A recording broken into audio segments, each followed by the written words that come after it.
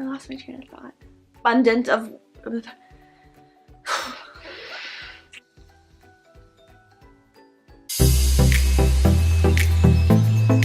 Hello, beautiful people. It's a beautiful day. The sun is shining. Life is great. And today I wanted to talk to you guys about a couple different ways that you guys can reduce your waste, because the climate is changing, people. The climate is changing. Climate change does exist. It is real. It is bad, and it is ruining our fucking planet. So I wanted to discuss some of those things with you guys right now. One of the biggest, if not the biggest thing you can do is to consume less meat and dairy products. So basically, animal agriculture is one of the worst industries out there, and is also one of the leading causes, if not the leading cause, of methane production in the environment. And methane is 23 times more harmful to the atmosphere than carbon dioxide is. If you even just cut out a couple days a week, if you just cut out one of the food groups, if you just stop eating red meat even, because cows are the leading cause of methane production. They produce around 70 to 120 kilograms of methane every single year. And so it's super detrimental to the environment. So even just cutting out red meat, even just cutting out dairy, even just cutting down to eating less, like eating like a couple ounces a week or something per each category, that would be so much better for the environment. And the next one, which is a little bit obvious, is just to turn off the lights when you're not in the room. It'll just save more energy, and not only will it save the planet, it would also save your wallets. Next is to shower faster. So I personally try to just take a couple minutes in the shower. If I'm washing my hair, I'll take about 5 minutes. But if I'm just like after the gym jumping in the shower, I'll only take about 2-minute showers. And that's because the average person spends about 8 minutes in the shower, which is equivalent to about 17 gallons of water that they spend in those 8 minutes, because most shower heads flow at about an average of 2.1 gallons per minute. Which equals out to 20 gallons if you're taking like a 10-minute shower. So just be mindful, because cities all over the world are starting to face drought and are starting to run out of water. So it's super important to be cautious about how much water you're using. Like Cape Town in South Africa is completely out of water as of like I think a year or two ago, and there are other cities that are following suit. And it's just going to continue getting worse if we don't do anything about it. So just make sure that you're taking shorter showers, because it will definitely help, even if you just cut it down by a couple of minutes. And the next is to eat local and in-season foods. Not only does the production of these foods require so many resources, but also the transportation of these foods. They require a lot of petroleum-based fuel, which is super detrimental to the environment.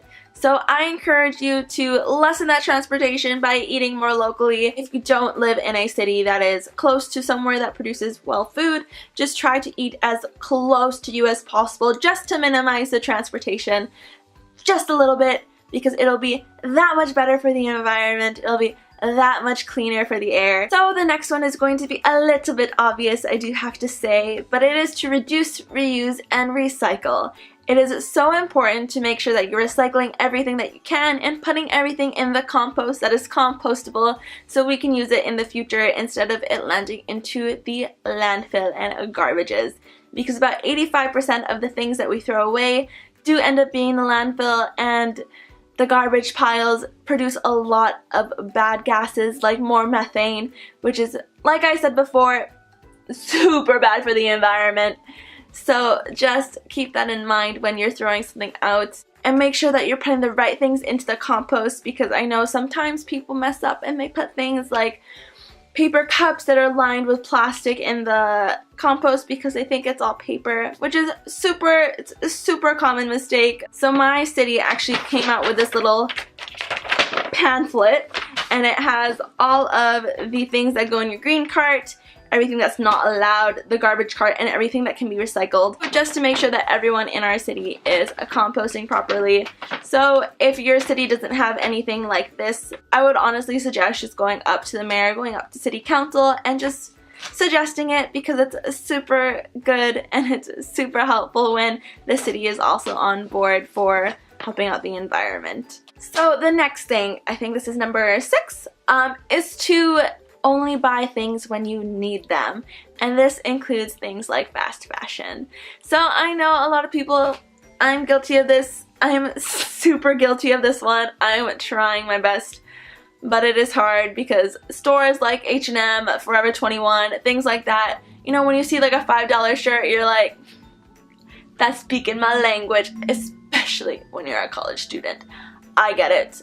I feel you. It is super important to look into more quality items. I know you're going to be spending a little bit more money on them, but you are more likely to keep it in the long run rather than throwing it out. Because one t-shirt takes so much fuel and gas and water and just everything to produce it.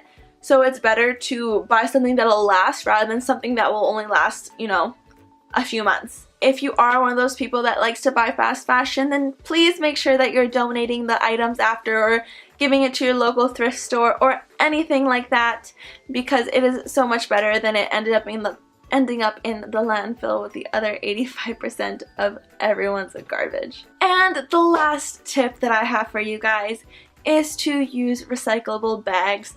So I am super guilty of just randomly thinking, oh, I have to go to the grocery store, and then just running out the door and completely forgetting about that giant Costco bag that we have sitting in the laundry room. It is super important to make sure you leave something in your car, leave something somewhere that you will visibly see it, so you can make sure that you're taking all those grocery bags with you all the time. It saves so much plastic from entering into our water, entering into landfills, and just ending up places where they shouldn't be, because plastic makes up so much of the world's pollution, and especially in oceans. And if you are someone like me who is absolutely in love with our oceans and with our beautiful planet, then you definitely should be using recyclable bags. So those are just some tips that you can start implementing right away. Those are just things that are super simple, super easy, and nothing that really requires too much brain power or too much thought, because I know that sometimes when you are trying to do something like this and there is this huge list of all these things that you should do and things that you can do, you're like, that's a real long list. It is better to do whatever you can, whatever is possible for you.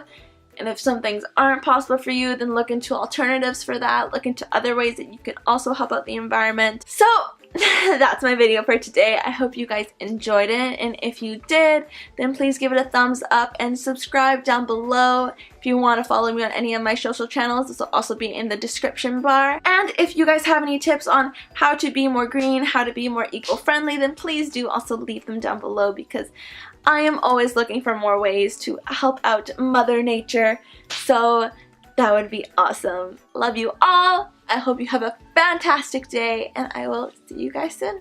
Bye.